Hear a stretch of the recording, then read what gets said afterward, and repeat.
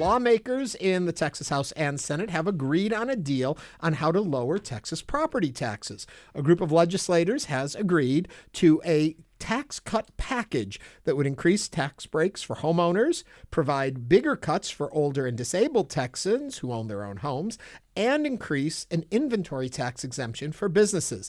The deal still must be approved by both chambers. Still, the tentative agreement is a marked difference from the blow-up between the House and Senate lawmakers over tax cuts 2 years ago. On Monday, each chamber's chief tax cut spokesperson, that's State Senator Paul Bettencourt from the House of Republican, a Republican in the Senate, I'll get that's right, and State Representative Morgan Meyer, a University Park Republican, were praising each other's proposals and signaling their intent to pass them. In all, Texas lawmakers plan to spend $51 billion on cutting property taxes over the next 2 years. State budget watchers worry that Texas lawmakers committed to local tax cuts would not be affordable in the long term. So, what do you think about these tax cuts? Give us a call at 713-440-8870. I had a chance to speak briefly with Senator Bettencourt before session started this morning. Joining us now is Senator Paul Bettencourt. Senator, thank you for taking the time to talk with us a little bit. Help me understand how these tax cuts would work. Well, this is great news for home and business taxpayers because we've got substantial exemptions coming their way. For all 5.7 million homeowners in the state, we're going to raise the ISD homestead exemption by 40%, up from 100,000 to 140,000. But wait, we're not done yet. We're going to add another component to over 65 and disabled exemptions, so they'll have an aggregate $200,000 exemption. And then the business owners, we're going to be dramatically increasing the business personal property tax.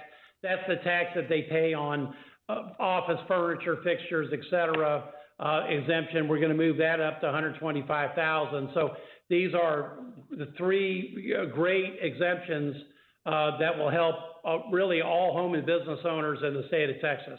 Now, you've known me long enough to know my next question is going to be, how do we make up the shortfall of the money that we're saving our individuals? Well, the good news is for the ISD taxes, the state will.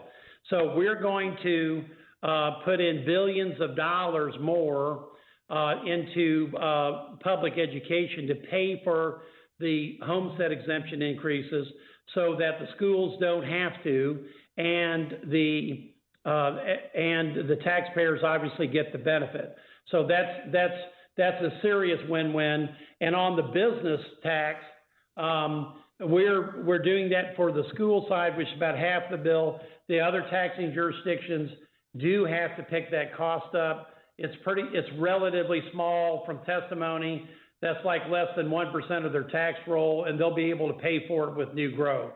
But it's important that we keep our small businesses whole because they're really our job creation engine of the state, and that's what this is designed to do. It's a House priority bill. You have Republicans from both yourself from the Senate and from the House. I'm curious, where do Democrats stand on this? Do you have any with you on this? How about 100% of them in the Senate? Okay. That sounds pretty good. Yeah, that's pretty good. I mean, the bill came out of my committee unanimously, the new House bill with the changes, and we'd already passed both homestead exemptions bills. Wait a minute. One bill did have one no vote by one Democrat out of Dallas, but since he's out of the listening area, we won't worry about it. Okay. Let me ask you this. We're getting late in the session. I know this was something important to you to get this passed through. What else are you working on right now? Well, I've got so much else coming down. I've got truancy bills, chronic absenteeism.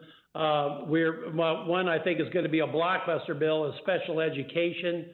We're going to change what was the old school model to an intensity-based model. We're going to start with evaluations of kids and then put money to actually help the schools and the kids get early intervention.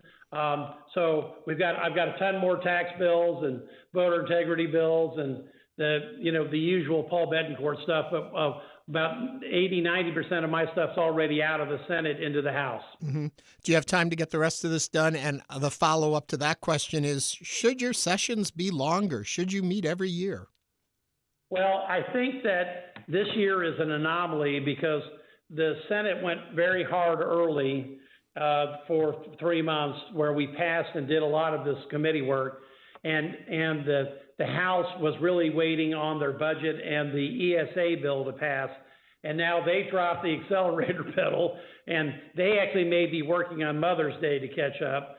So we'll see how that goes by the end of the session.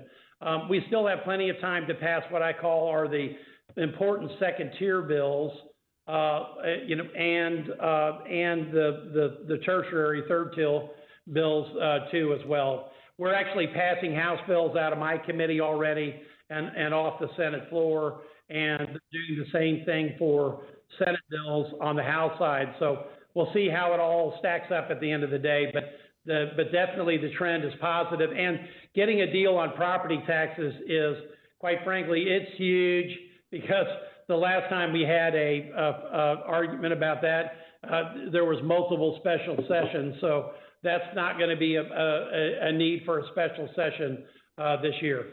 Before I let you go, if you can just sum it up, how would we feel these in our pocketbook? Well, you're going to feel them really directly once you approve them in November. And if we pass the budget plus these homestead exemption bills, the average home will get a $500 increase. But wait, we're not done yet. For the over 65 and disabled, that will be $950. And well over 50% of them will not pay a school tax after this. It's going to be really big, because they're simply going to be out of ISD taxation. For the business owners, it's about $2,500, and the real savings is time, because they don't have to do the rendition. Senator Bettencourt, thank you very much for joining us and talking us through these proposals. Anytime, Ernie. Thank you.